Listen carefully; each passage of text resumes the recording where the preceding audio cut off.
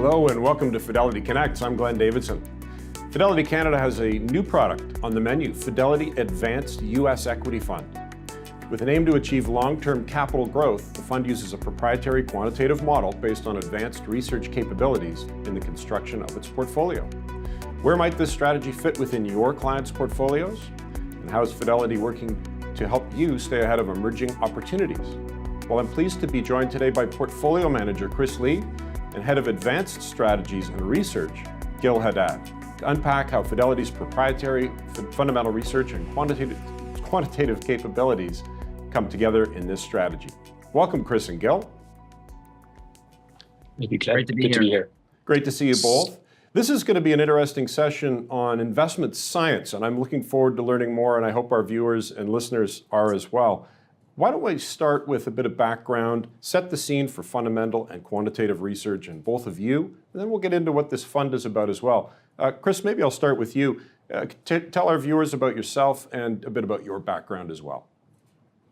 Sure, great. Thanks, Glenn. And I've been at Fidelity for a little over 20 years, have had the opportunity to serve in a number of different roles as an analyst, portfolio manager, and my current role is as a portfolio manager and CIO of our team-managed or team-based strategies. And so these are unique strategies where we leverage sector experts and who invest in each of the different GIC sectors, if you will, into diversified portfolios that provide a nicely diversified opportunity, but also leverage our research to deliver alpha in and above, that broadly diversified structure. So, I spend a lot of time interacting with research and leveraging the team that we have focused on that. And let's talk a bit about the scope of your responsibilities as CIO of that division. What size is the team and what do your responsibilities look like? So we've got about a little over 20 sector-based portfolio managers, but underpinning that, which is really the engine that powers our firm, is our global research team. And we've got about 130 analysts globally covering virtually every nook and cranny of the global markets. And so that overall breadth and broadness of coverage really provides us an advantage. Excellent, thank you for that. And Gil, the Advanced Strategies and Research team, could you tell us about your responsibilities within that group, please? Absolutely. So the team is 3.5 years old. It was formed right after the Quant Research and Investment Organization, QRI, was incepted about 5 years ago. And we have a dual mandate. The first one is to leverage proprietary data and models to create insights and share with our fundamental investors, portfolio managers, and analysts. So that's the first mandate. Second mandate is to leverage the same data and insights to create differentiated products and strategies. And then which is what we're going to talk about today, fits squarely into that second mandate. And then so we've been partnering with the equities division since day one. It's been an incredible partnership. We work very closely with the management team for us to understand the data and the insights we're getting out of the analysts. We create these signals and features, which we'll talk about, and we share it back with them that we also monetize it in products. And then we hope that these products are able to help to solve problems for our customers. So QRI started first, as you said, quantitative research and investing, and then your group started. Quantitative research has been around for a long time at Fidelity, hasn't it? But there's been even more emphasis more recently. Could you just touch on that, please? Very much so. You're absolutely right, Glenn. So Fidelity hired their first quant in 1965. And then even in the last, I want to say 25 years, Fidelity invested a fair bit in a function called embedded quants. And then those are associates sitting on the same desk as our portfolio managers and then helping them with factors and screens and then sort of making sure that they avoid unnecessary risks. About 5 years ago, the firm decided to become a serious player in quant, not just as serving as a support function, but also to be able to create new products and generate new revenue. And then this is when QRI was incepted. And we have at QRI the same dual mandate, leverage all the data that we have differentiated to us to create the insights and share back with our fundamental teams and then create new products. Perfect. And I'll just remind our viewers, if you have any questions, please do send them in. Gil, just a bit about your background. Where did Fidelity find you? As I mentioned, I've been here for 3.5 years. Prior to Fidelity, I was at a multi-manager hedge fund out of New York City called Point72, and I led the fundamental research for the center book. And then the center book is effectively a portfolio that leverages all the alphas from the firms, put them together in a fashion that is risk adjusted to generate risk adjusted returns. And I also ran a systematic strategy based on alternative data. Prior to that, I was with another multi-manager hedge fund out of New York called Balyasny Asset Management. And then before that, I started my career in the oil industry, working on machine learning models to forecast the life of equipment. You started your career in machine learning. You could see into the future. Obviously, there's a lot of discussion around that today, but it's good that you're here. Now, maybe Chris, I'll ask you, how does the fundamental side of Fidelity and the quantitative side come together? Sure. So as part of our research process, I mentioned the 130 or so analysts that we have deployed globally, covering every all the major sectors and in each respective geographic market. So that totals to be anywhere between 2,500 or so stocks that we're formally covering, and this may include and does include things like forecasting and having a view on forecasted revenue growth and earnings, how that translates into potential valuation, price targets, and as well, our research team also has other signaling mechanisms, whether they're paper portfolios that are used as communication devices to the firm in terms of best ideas and relative preferences within their coverages. So as you can imagine, there's an enormous amount of information proprietary to research, leveraging our research capabilities and process, which has been time tested and developed. And what's really exciting about this product is I think it brings that together in concert with the capabilities that Gil's team has fostered and developed as well. And so what the role that our fundamental team plays is to continue doing really what we have been doing and are known for over the many decades in terms of deep fundamental research, and really taking all of that information collectively to assemble portfolios that leverage those signals. I had always heard that Fidelity was, and I'm sure many of our viewers feel this way, it was a fundamental shop. Go out and meet lots of companies, form ideas around buy, sell, or hold for different equities. But then there's technical research as well, and there's quantitative. And as Neil Constable, who runs all the quantitative team, said to me recently, it's not that we're quant, fundamental, or technical, we're an alpha shop. Do you agree with that, Gil? Absolutely. At the end of the day, what matters for our customers is to generate alpha for them to put in their portfolios. And then that alpha has to be generated in a differentiated fashion, scalable fashion, and generate risk-adjusted returns for us to be able to understand and be able to communicate to our investors where's the alpha coming from, what sort of risk is associated with every strategy and model. Chris, because you talked about the fundamental side and you're at the helm of pulling this all together as the portfolio manager of this solution, could you talk a bit about Fidelity's research process and what sets it apart from the competition?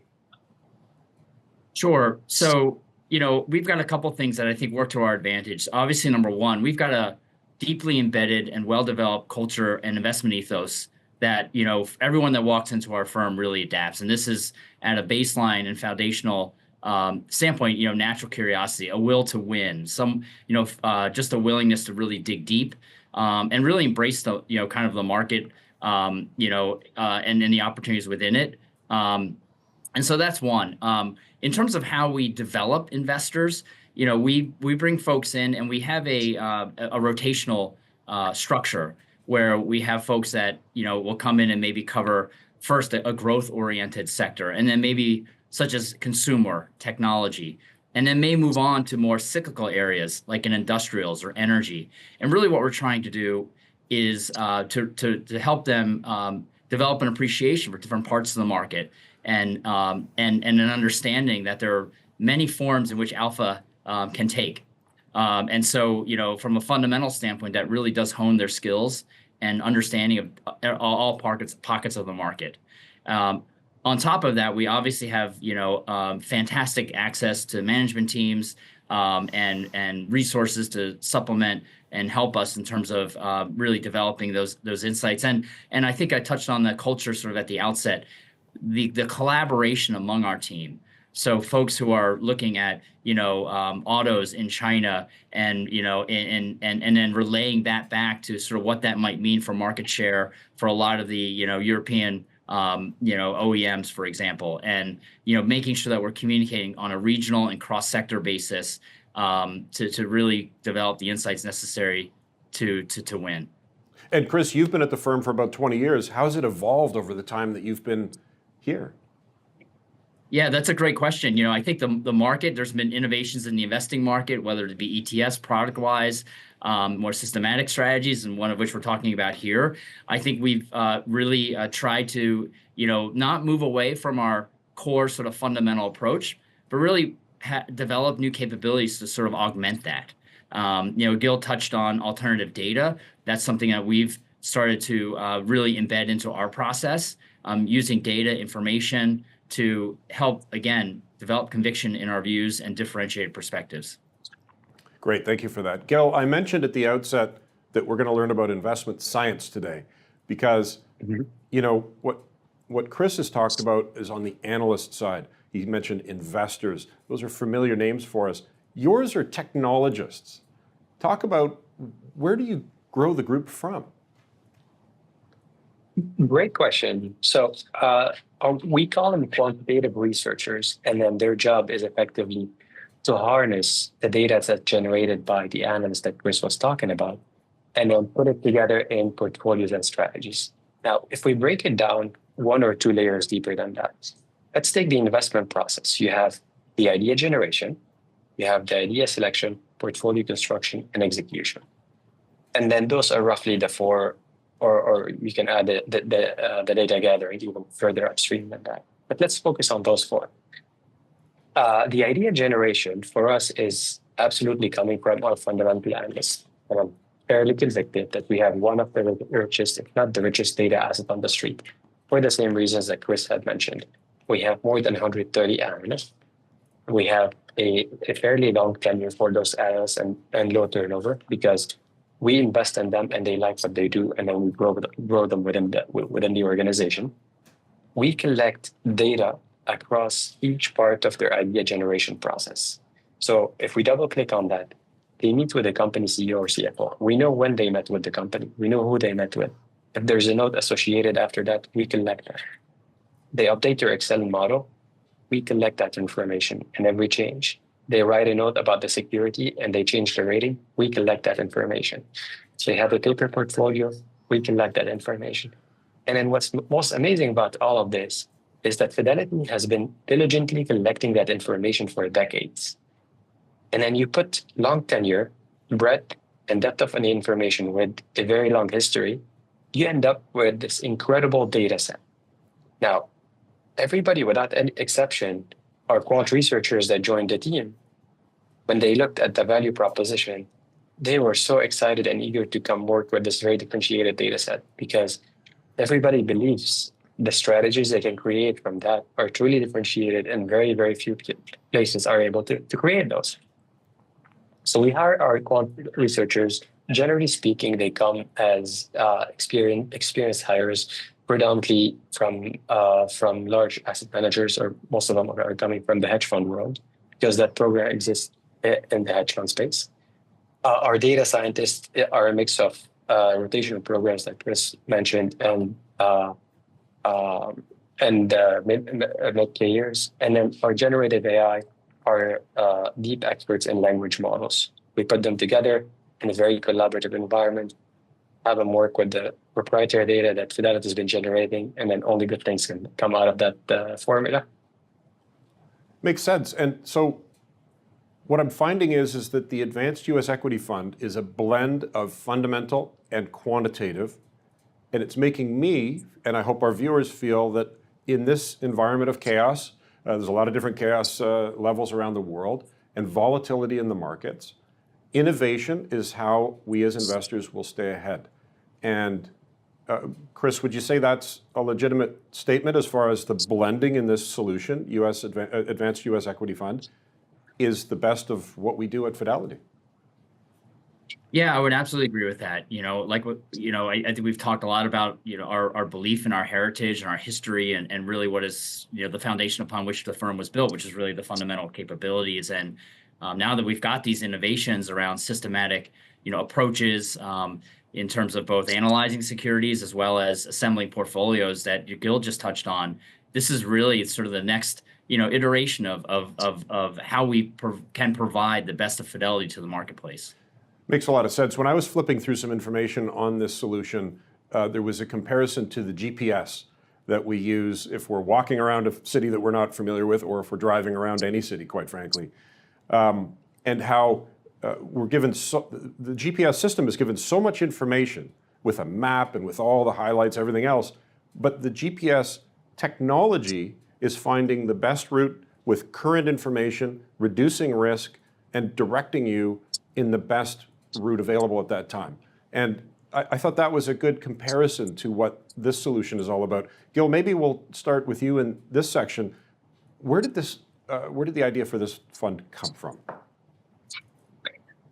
I would say it's a perfect analogy. The idea came from looking at all this data generated by Fidelity's heritage and what Fidelity is really exceptional at. And we thought to ourselves, how can you package that information for our investors in a way that can help them solve their problems? How can you generate superior differentiated risk-adjusted return? And to compare it to the analogy is you have this very, very wide feedstock of ideas coming from all the analysts. And then you have models that are very effective at sussing out what's alpha from what's a risk bet. You put it together, you end up with a very harmonious blend of quant and fundamental, where fundamental is all about the idea generation and quant being the way you put it together. And if you compare it to traditional quant and fundamental techniques, a quant strategy going back 15 and 20 years ago is very wide in nature, but very shallow. So think about a mile wide and an inch deep, versus a traditional fundamental strategy is, generally speaking, I'm talking about 15 years ago as well, it would be very deep, but not very wide. So you have a mile deep and an inch wide. This strategy is allowing us to capture on the best of both and allowing you to go a mile wide and half a mile deep. Maybe not a mile deep, but it's allowing you to capture a lot more depth about the information that you have to generate alpha differentiated for the investors. What data inputs are you using for this solution, Gil? So if we follow the idea generation cycle of the analyst, think about every piece of information that the analyst is consuming or producing along their idea generation cycle. So the time and who they met with, the report, the write-up they wrote after it, their EPS, their earnings forecasts, their financial KPIs about the companies, the note that they write about their views, their thesis for the long and the medium term, their paper portfolios, their ratings, their price targets. All of that information is put together in a way that's cross-sectional across all the universe. That is telling you on any given day what does Fidelity, through its exceptional analysts, think that these are the good ideas. So this is on the fundamental side. On the risk side, we use a robust risk models that allow us to hedge any unintended exposures and to make sure that we're not taking unintended bets. All of them are going to the portfolio, and then this is how you end up with the final portfolio. Chris, this is eliminating emotion, this marriage of fundamental research with the quantitative technology that's available. It's eliminating emotion, and it's operating 24/7. What are your comments around that, Chris? Yeah, I think it's a new way to assemble a lot of our differentiated views on the market and individual stocks. And I think we touched on that. And I think that is one of the perhaps unique elements of that, where there can be instances where we rely on the talents of our portfolio managers and instincts on the market and to assemble the underlying investment IP, so to speak. And this is just a new way, and you touched on some of the perhaps virtues or points of differentiation that we're assembling that IP. So again, very complementary and I think very innovative too. And Chris, as the portfolio manager of this solution, you've got an eye on risk management. So how does all that we've just talked about cater towards risk management for you as the portfolio manager? Yeah, so in terms of looking at the overall portfolio, we do this in conjunction with our entire team. Again, I'm working with the folks on Gil's team as well as myself. There are obvious level, let's call superficial sort of sanity checks on the portfolio. Is it providing what we think the signals are intending to provide?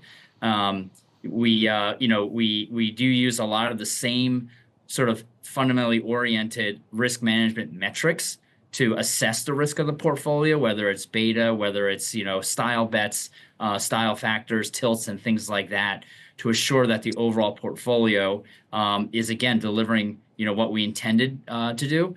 And then we make sure that at the stock level that the signals that our research team are conveying are appropriately reflected in the portfolio.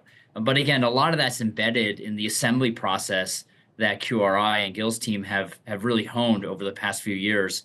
But the risk management is certainly as rigorous here as it is with our fundamental portfolios. And Chris, I'll stay with you. Cost efficiency. How does this cater to cost efficiency? Well, we have a very efficient way of assessing and analyzing all of the different signals across our entire research team. And so, perhaps one of the virtues here is that, as I mentioned, we're formally following over 2,000 companies globally. And then there are other companies that let's say we have on our watch list. And so with this strategy, we're actually able to assess that universe very efficiently, and very in a very thorough but very efficient manner in order to assemble the best ideas in the most effective way, in the most risk managed way into a portfolio. So I think the inherent in that is a sense of some cost and efficiency benefits. Gil, this is broadly diversified. It's U.S. focused. It's available in a fund and an ETF. What are you trying to achieve with this solution? So the genesis of the strategy is superior risk-adjusted return across a broad universe that's based on our fundamental coverage. How do we take the best of Fidelity's IP today from the analysts, package it in a systematic fashion with very tight controls on risk, and generate the alpha that we expect? We work with the product team initially to decide what should the bounds for risk and industry be relative to the alpha that we expect to get from that feedstock. And then this is what we aim to achieve: generate risk-adjusted superior returns. Perfect. Gil, how does this systematic strategy differ from other systematic strategies within Fidelity? So generally speaking, systematic strategies within Fidelity and elsewhere are multi-factor by nature. What that means is you make an intentional bet on one or two or three factors. Think about quality, value, and momentum. And then the hypothesis that you have that if I take a universe and I formulate my signal, which is a mathematical representation of your universe, cross-section, you're making the explicit assumption that companies with high exposure to the value and quality factor will outperform over the long period of time. Generally speaking, multi-factor strategies operate that way. Now, there is a place and time for them. However, what they lack is the depth in terms of the securities. Not all earnings are created the same. Not all value is created, nor should be treated the same. What the strategy is trying to achieve is abstract all that formulation of the factors away from taking something that is not static, but based on what Fidelity from their fundamental equities department think on every single day, and reflect that information in a very robust, systematic fashion that is controlled with respect to risk. Chris, thank you, Gil. Chris, this marriage of fundamental or quantitative into the advanced U.S. equity solution, it sounds very futuristic. It sounds like it's covering all the bases. Does this mean that we as investors should discard all of our portfolio managers that we know and love and just go to this solution, or is this used in concert with what we're already doing as investors? You know, this is highly complementary with what we've have in the marketplace. Again, there are many ways to generate relative alpha or excess returns in the marketplace, and this is underpinning all of that is the strength of our fundamental research, stock by stock, industry by industry, sector by sector, and this is just another unique way of delivering that. We think in a package that again leverages that same IP in the same way that our current portfolio managers and products in the marketplace are leveraging that same IP in their own unique fashion to deliver excess returns in the market. So we feel this is a really interesting but complementary opportunity for investors. Excellent. Thank you for that. And thank you to Chris. Thank you to Gil. I appreciate you both being here. I know our viewers learned a lot. This was all about investment science today, and it was fascinating to talk to you both. So thank you for that. Thanks for listening to the Fidelity Connects podcast. If you haven't done so already, please subscribe to Fidelity Connects on your podcast platform of choice. And if you like what you're hearing, leave a review or a 5-star rating. Fidelity mutual funds and ETFs are available by working with a financial advisor or through an online brokerage account. Visit fidelity.ca/how-to-buy for more information. On fidelity.ca, you can also find more information on future live webcasts, and don't forget to follow Fidelity Canada on X. The views and opinions expressed on this podcast are those of the participants and not necessarily reflect those of Fidelity Investments Canada ULC or its affiliates.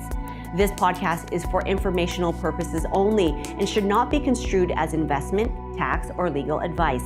It is not an offer to sell or buy, or an endorsement, recommendation, or sponsorship of any entity or security cited. Read a fund's prospectus before investing. Funds are not guaranteed, their values change frequently, and past performance may not be repeated. Fees, expenses, and commissions are all associated with fund investments. Thanks again, and see you next time.